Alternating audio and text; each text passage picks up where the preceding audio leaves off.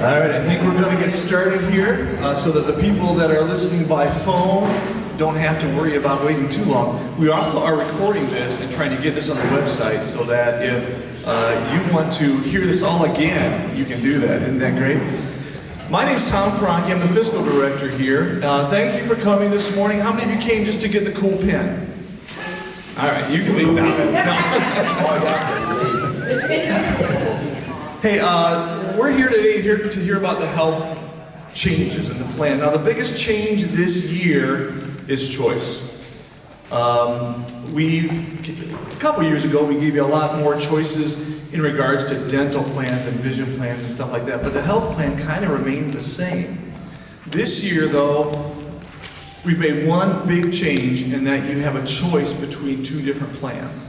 And that's the biggest thing we're going to talk about today, that choice, as well as some other choices that go along with that change.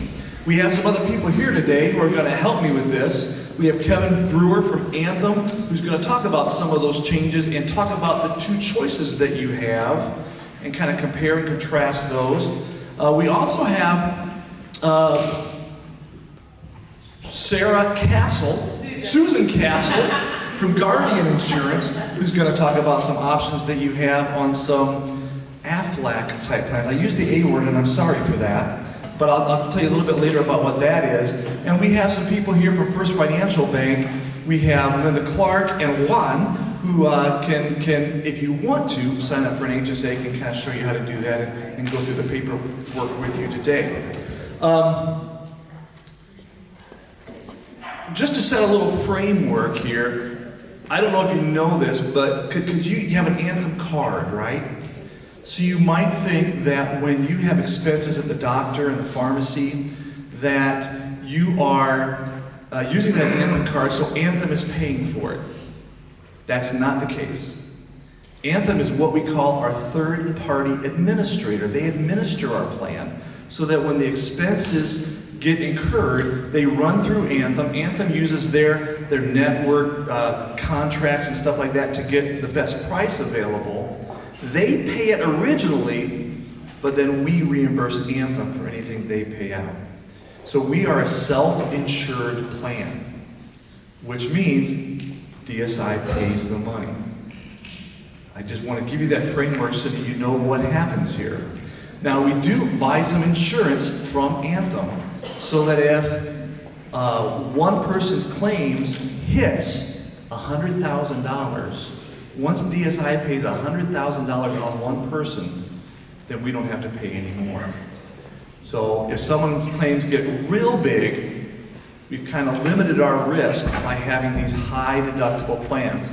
So here's how it works. You guys kind of pay the first few dollars, the first dollars with your deductibles and co-pays and stuff like that. So you pay the first dollars, then DSI pays for a big gap of dollars. We're on the hook for as much as $100,000 before Anthem kicks in, our insurer, and then starts paying after that. So we are considered a self-insured plan. That's why we've given Anne Marie Vreeland, our benefits coordinator, the task of trying to reduce those costs to DSI as much as possible. So she has initiated a lot of things to help make you healthy, like smoking cessation programs, weight loss programs, things like that, and tips for better eating and all kinds of things. So when you see that from Anne Marie, stand up, because I want to make sure that they know who you are. If you haven't met Anne Marie, this is Anne Marie. She's our benefits coordinator. She helps everyone sign up, but she also helps keep you healthy. Now, she's kind of doing it because it helps DSI. Because since we're self-insured, we want you to be healthy because we have to pay less in claims. But it helps you too. So it's a win-win situation for you to be as healthy as you can be. And not only does it help DSI, it helps your coworkers, because if DSI can save money on health insurance, then we have more money to pay out in salaries, in gain shares at the end of the year. So it's a win-win-win situation. And not only is it a win-win-win situation, But if DSI can pay more in salaries and gain share and stuff like that, it can help us retain those good employees that can provide better client services. So it even affects the client. So it's a win-win-win-win situation. And if our clients are getting good service, that's going to help the community as a whole and the world. And now it's a win-win-win-win-win situation. So her helping you be healthy is just good for everybody. And she has something she wants to say. So, be healthy, and I don't want to hear about any Super Bowl blowout parties. I do not want to hear it. For those listening over the phone, she does not want to hear about Super Bowl blowout parties over here. So yeah, no, I have to admit, I'm in the weight loss program, and I think she weighed me in about a month ago, and I have done nothing to change my lifestyle at all yet. So I don't think I'm going to have much progress when I ate a donut this morning. I love donuts, and I'm sorry about that. Okay, I think the first thing I'm going to do is turn it over to Kevin Brewer, and he's going to talk about the changes in the existing plan, the choice of the other plan, and he's going to go through some of those things. Then I'm going to come back and talk about the differences between a flex and a health savings account. And then we're going to turn it over to our Guardian representative, and she's going to talk about these two Aflac type plans that we're making available to you. So please welcome Kevin Brewer. Wow, don't often get a hand clap. That's all right, it's a win. As Tom mentioned, I'm going to be going through some of the health plans and explaining some of the differences to you. We're going to stay in this book here that was passed out to you. So if you will, open it up to page 9. We're going to start on page 9 of the book.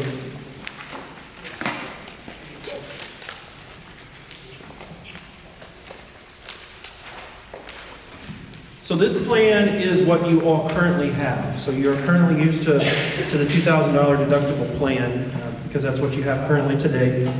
Now, there's just a small change with the deductible.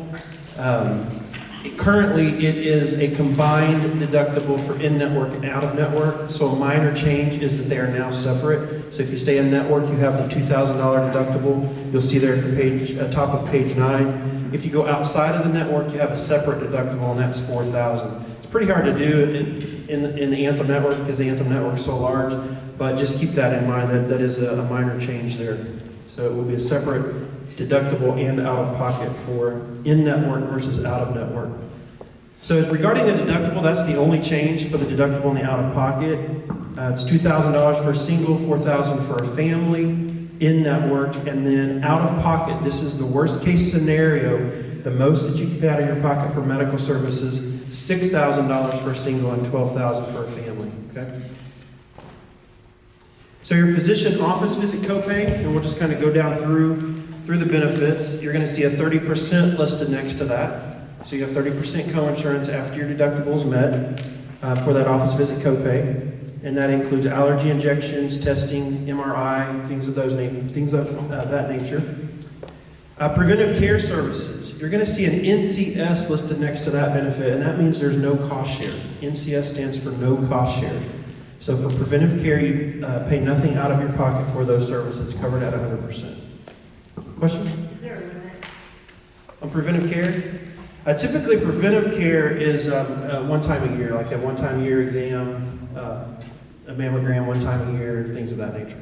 But I mean, if you have immunizations and then 3 months later or whatever you have a mammogram, you can just. Oh yeah, there's no limit as far as that. Yep. If you have your physical 1 month and then you go back the next month for immunizations, yeah, that's perfectly fine. And again, that's covered in full. Emergency room, inpatient care, outpatient, if you go to the next page, outpatient therapy, everything is your deductible, and then 30% coinsurance until you hit your out-of-pocket maximum. Okay? And then on page 11, we'll look at prescription drugs. There are no changes with the copays. However, there are some changes with the plan itself as far as how it's administered. So I'm going to run through those changes for you, and obviously if you have any questions, feel free to ask those. We want to make sure that you do get those answered. So the copay structure remains the same. You've got your tier 1, tier 2, tier 3 medications and your copays for that. What is changing on the pharmacy program is the programs that we call step therapy, prior authorization, and then there's clinically equivalent medications. Okay, so I'll go through each one of those first. The step therapy program. Step therapy simply means you need to try one medication before you take another medication. Okay, it's due to safety reasons, it's due to cost issues, so there may be another alternative medication that needs to be tried before taking a certain medication. I'm on page 11, and there's nothing that really addresses these programs in your books, so I'm just kind of highlighting the programs. On the step therapy, if they do need to try you on something else, is there a waiting period before you can go to the next one, or they can just, a doctor can write a prescription and you can get it? I'm not sure there's a specific time frame on how long they have to wait before they get that. If it's just not working, then the doctor makes that decision. Okay, so it's the doctor.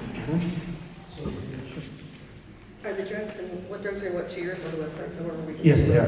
And what about the step therapy drugs? Is that listed somewhere? It's also listed there, yep, and I'll kind of get to that in just a second. So with the step therapy program, it just means you need to try one medication before you try another medication. Now, there is a list of medications that do require step therapy, and those are posted on the website, or you can call customer service and they can get those for you.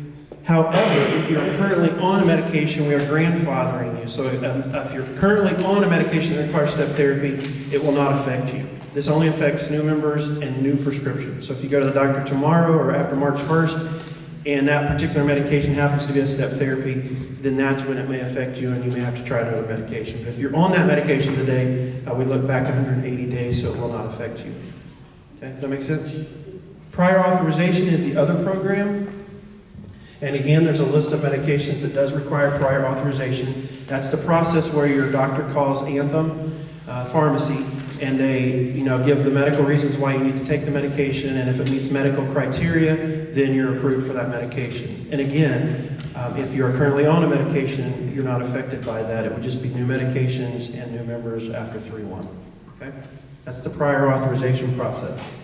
Does prior authorization just last 1 year, or does it last for the duration of the medication? The prior authorization time frame is for a year, so every year then it would have to be renewed if you are on a medication that does require prior auth. That is correct. Good question. The third category is clinically equivalent medications, and a big example in this kind of medication is proton pump inhibitors, which are your Nexiums, your Acifex, those types of medications. If there's an alternative medication for that particular proton pump inhibitor, then that name brand or the Acifex or whatever may not be covered. Okay? If there is an alternative medication for those medications. Another category are antihistamines, eye drops. Those are the three big categories of those types of medications. And again, if you're on the medication today, it does not affect you. You are grandfathered. Okay, it would just be going forward for any new medications or new employees. Do all three of those programs halfway make sense? Any questions on those? If you think of them, obviously ask throughout the program, that's fine. The last program on the pharmacy is home delivery. And hopefully today you're utilizing the home delivery program because it's very convenient. But it is going to a process where it's called Home Delivery Complete. And that just simply means that if you're on a maintenance medication, then you will be required after 2 refills to go through the home delivery program. Okay, so you get your current fill, and then you get another refill, and then you'll go through the home delivery program for those medications, which will come straight to your home. Okay, and you'll get the benefit of the cost savings through those copays. Will those require a new prescription? They will require a new prescription. Great question. So you will need to get with your doctor. Express Scripts can also reach out to your doctor's office. That happens quite frequently to get the prescription transferred to make it as easy as possible.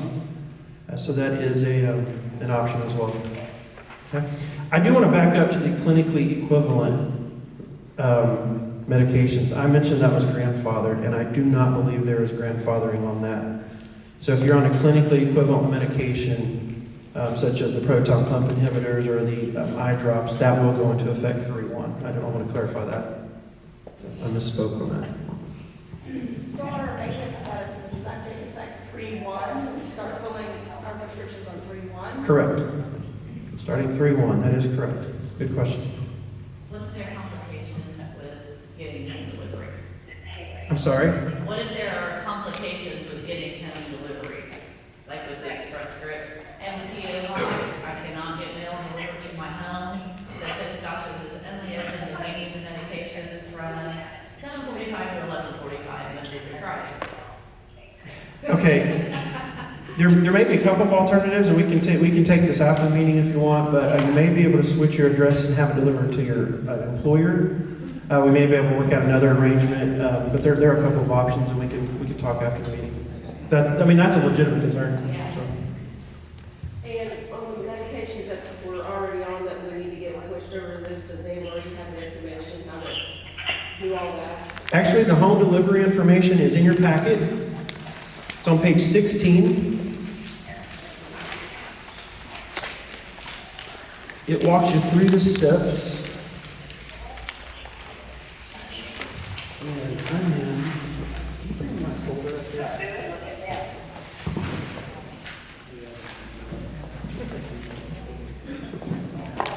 So you can either call customer service, you can get online at anthem.com if you're computer savvy, or you can call, and you might want to jot this number down at the top of page 16 so you have it. You can call 888-613-6091. And Anne Marie, I'll get you an actual brochure that contains this phone number for distribution. So 888-613-6091. If you don't want to wait for those two fills and you just want to get started right on home delivery, you can call them, reach out to them, and otherwise you may be contacted after they see you're making a fill at retail. You may be contacted by Express Scripts about getting transferred over to the home delivery. So their, say, 2 refills might go past March 1st. Are they okay with that? Say that again. They might have maintenance drugs right now that their refills are going, the allowed refills will go past March 1st. Are they okay with continuing as they are? Until the refills run out? Yeah. No. Yeah. Okay. It would have to be, after 3/1, it's going to be 2 fills at retail, and then it has to go home delivery. Good question. Any other questions on those programs? They make sense? And I'll put this out on Provide for people who aren't here today. All right, Tom mentioned the addition of another plan, so I'm going to go through that plan and talk to you about that one. It's on page 13 of your books. This is what we call a high deductible health plan that can be used in conjunction with a health savings account, which Tom mentioned. And he'll come back up and talk to you a little bit later about a health savings account. So with this plan, you have it's called a high deductible health plan because you use it in conjunction with the health savings account. So the deductible on this plan is $5,000 for a single or $10,000 for a family. The out-of-pocket max is $6,000 for a single and $12,000 for a family. Works real similar to your other plan as far as deductible coinsurance. Everything works the same network. It's just a little different coinsurance and a little more deductible and out-of-pocket. So that's the big difference is the deductible and out-of-pocket. And then you'll see down through here the physician office visit, it's 20% coinsurance. Emergency, inpatient, all of those other benefits, 20% coinsurance.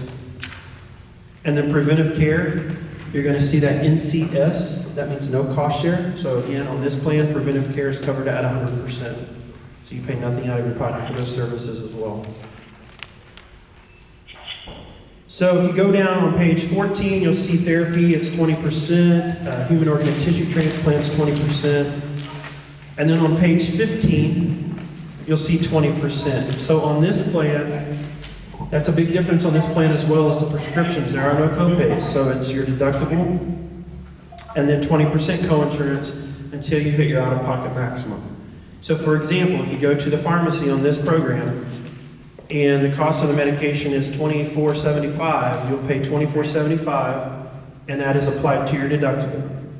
Okay? Once your deductible is met and you go back to the pharmacy, that $24.75, you would pay 20% of that $24.75 until your out-of-pocket is met. Okay? That makes sense?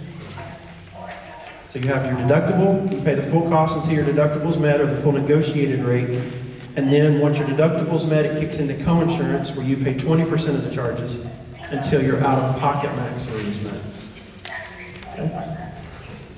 Any questions on that plan and program? So you are still paying negotiated rate, whether it's out of your pocket or whether it's the Anthem? The question is, you still are paying the negotiated rate, and that answer is yes. So for office visits, that doctor may charge $180 for an office visit.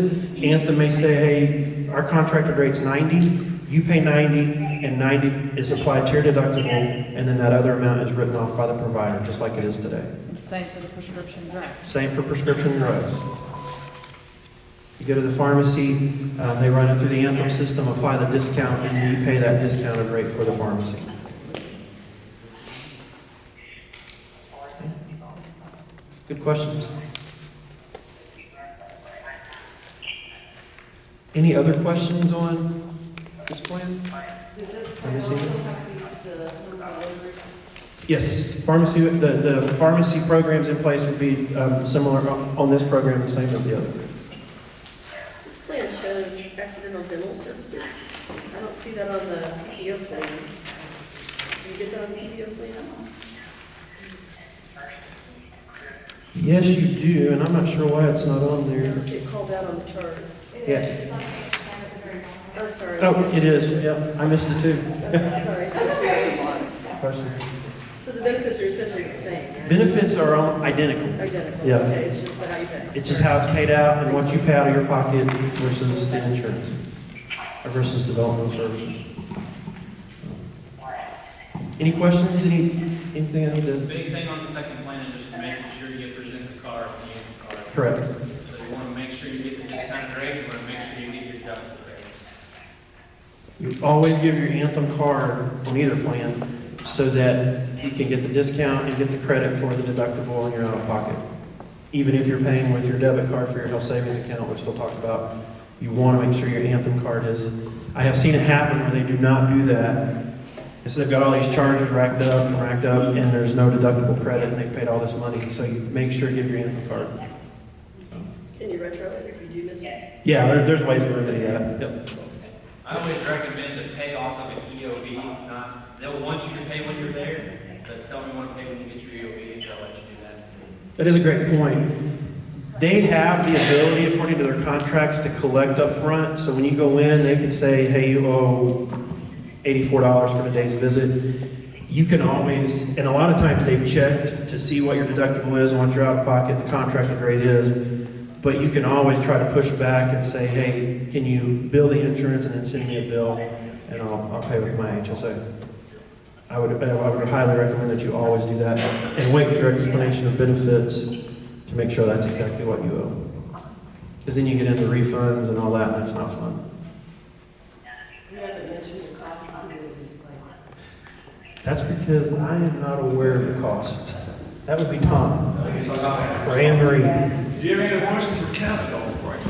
I do have a couple more things to talk about, so can we get to the cost in just a second? Costs are this color. You're looking at the Okay. Couple more things to talk about. Page 18 in your books gives the list of preventive care services. I always like to point that out. Those are the services covered at 100%. Page 20. And for some reason in the books, at the top, it does not print Live Health Online, which I have no clue why. But 20 and 21 talk about Live Health Online